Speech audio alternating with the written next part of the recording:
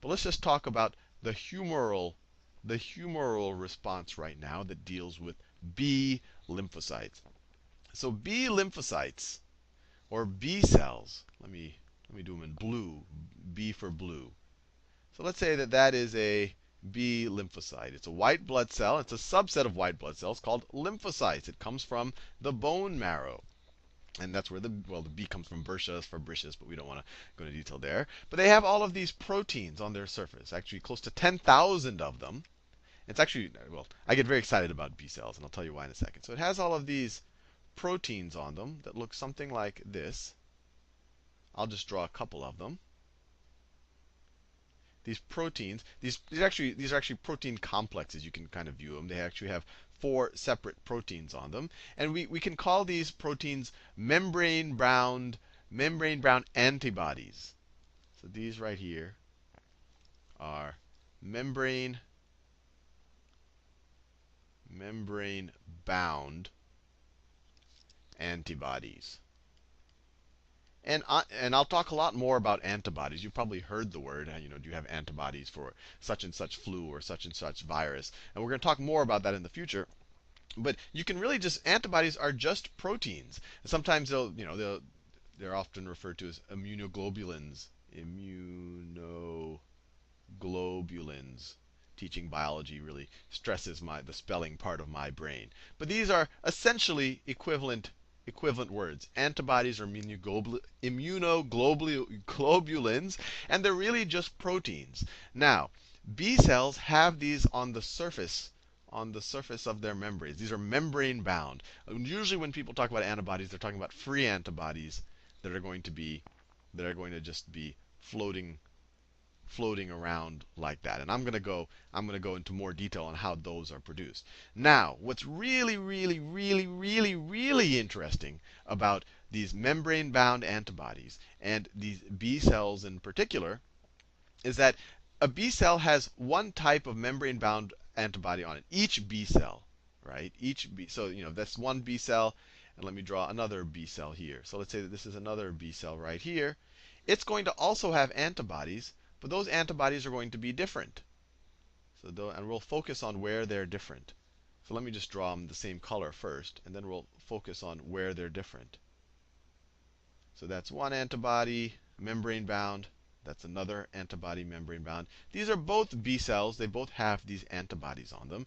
Now, the interesting thing is that from one B cell to another B cell, they have a variable part on this antibody that can take a bunch of different that can take on a bunch of different forms. So this one might look like that, and that, and these are these long. I'll go into more detail on that, and like that, and that. So the colors. Well, let me do it like. Actually, let me do it.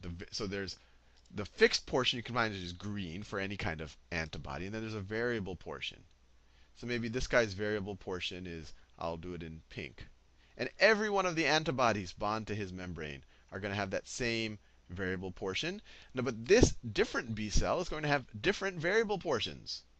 So I'll do that let me do it in a different color. Maybe I'll do it in magenta. So his variable portions are going to be different. Just like that. Now, he has 10,000 of these on his surface, and every one of these have the same variable portions, but they're all different from the variable portions on this B cell. And there's actually 10 billion different combinations of variable portions. So there's 10 to the 10th, or 10 billion combinations of variable portions.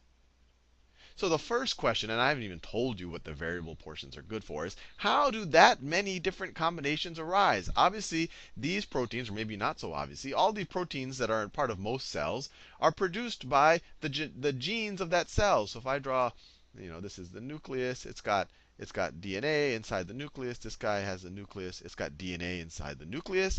If these guys are both B cells, and they're both coming from the same germ line, they're coming from the same, ancestry of cells, shouldn't they have the same DNA? Shouldn't they have the same DNA? And if they do have the same DNA, and I'll put a big question mark there, if they do have the same DNA, why are the proteins that they're constructing different?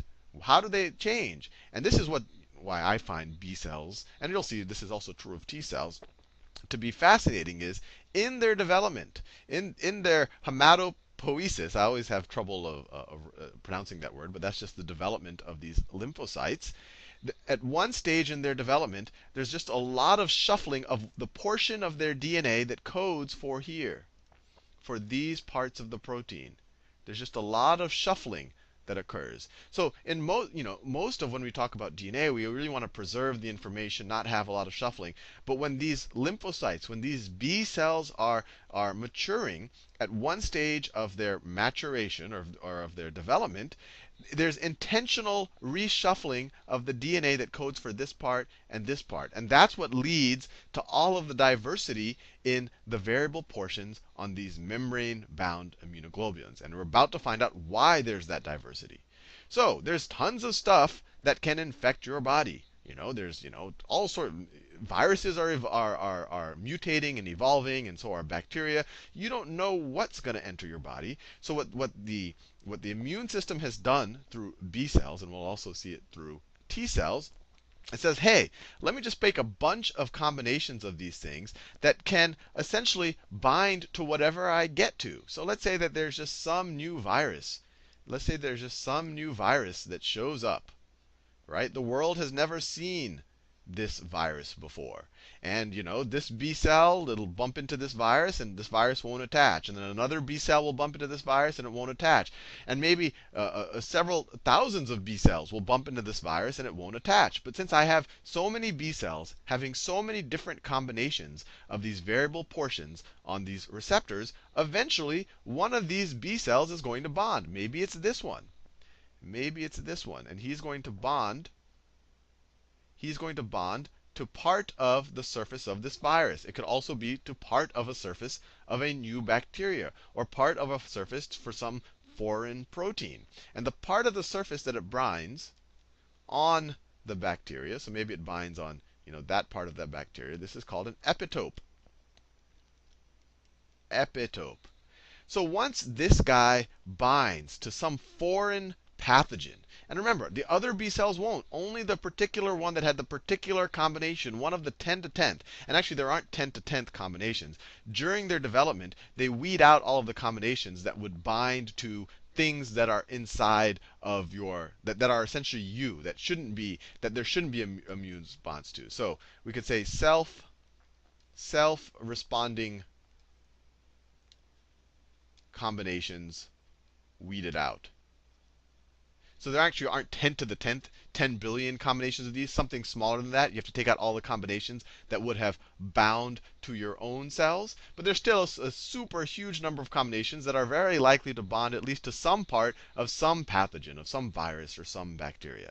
And as soon as one of these B cells binds, it says, hey guys, I'm the lucky guy who happens to fit exactly this brand new pathogen. He becomes activated. He becomes activated after binding to the new pathogen. And I'm going to go into more detail in the future.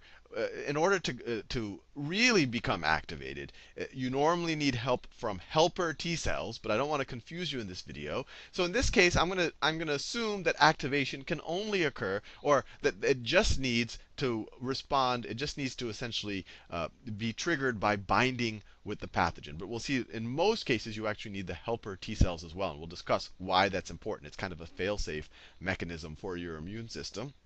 But once this guy gets activated, so this is the activated guy, he's going to start cloning himself. He's going to say, look, I'm the guy that can match this virus here. And so he's going to start cloning himself. He's going to start dividing and repeating himself. So there's going to be multiple versions of this guy. Multiple versions of this guy. And not only are there multiple versions of that guy, so they have the receptor, the membrane, they have 10,000 of these. I'm only drawing one or two on each membrane. So they'll start to replicate And they also differentiate. Differentiate means they start taking particular roles. So there's two forms of differentiation. So they can go into, so many, many, many hundreds or thousands of these are going to be produced. And then some are going to become memory cells, which are essentially just cells, B cells that stick around a long time with the perfect receptor on them, with the perfect variable portion of their receptor on them. Let me draw a couple of them right there. So that is a memory cell. So that right there is a memory cell. So some will be memory cells, and they're going to be in higher quantities than they were originally. So if this guy invades our bodies 10 years in the future, they're going to have more of these guys around that are more likely to bump into them and start and get activated. And then some of them are going to turn to effector cells. And effector cells are generally cells that actually do something. So effector cells. Effector cells. And what the effector cells do is they turn into antibody, they turn into these effector B cells, or sometimes they're called plasma cells. They're going to turn into antibody factories. Antibody factories. And the antibodies they're going to produce are exactly this combination that they originally had being membrane bound. So they're just going to start producing these antibodies that we talk about with the exact. So then they're going to start spitting them out. They're going to start spitting out these antibodies. They're going to start spitting out tons and tons of these proteins that are uniquely able to bind to the new pathogen, this new thing in question. They're uniquely able to bind. So an activated effector cell will actually produce 2,000 antibodies a second. So you can imagine if you have a lot of these, you're going to have all of a sudden a lot of antibodies floating around in your body and going into the body tissues. And the value of that, and why this is a humoral system, is all of a sudden you have all of these viruses that are infecting your system. You have all of these viruses that are infecting your system. But now you're producing all of these antibodies. The effector cells are these factories. And so these specific antibodies will start bonding. So let me draw it like this. These specific antibodies, the specific antibodies will start bonding to these viruses. And that has a couple of values. I'll just draw them like that. I don't want to spend too much time drawing them. But that has a couple of values to it. One is it essentially tags them for pickup. Now, phagocytosis, this is called opsonization. When you have, let me write this down. Opsonization. Opsonization. When you tag molecules for pickup and you make them easier for phagocytes to eat them up, this is just called opsonization. These molecules are called opsonins. But it's essentially antibodies are attaching them, says, hey, phagocytes, this is going to make it easier. You should pick up these guys in particular. It also might make these viruses hard to function. Now you have this big thing hanging off the side of it. It might be harder for them to infiltrate cells. And then the other thing is that you have on each of these antibodies, you have two identical heavy chains. I'll draw it like that. And then two identical light chains. Two identical light chains. And then they have a very specific variable portion on each one. And each of these branches can bond to the epitope on a virus. So you can imagine what happens if this guy bonds to one epitope and this guy bonds to another virus. Then all of a sudden, these viruses are kind of glued together, and that's even more efficient. They're not going to be able to do what they normally do. They're not going to be able to enter cell membranes. And they're perfectly tagged. They've been opsonized so that phagocytes can come and eat them up. So we'll talk more about B cells in the future. But I just find it fascinating that there are that many combinations, and they have enough combinations to really recognize almost anything that can exist in the fluids of our body. But we haven't solved all of the problems yet. We haven't solved the problem of what happens when things actually infiltrate cells, or we have cancer cells that how do we kill cells that have clearly gone astray. Thank you for watching this video. Don't forget to like the video.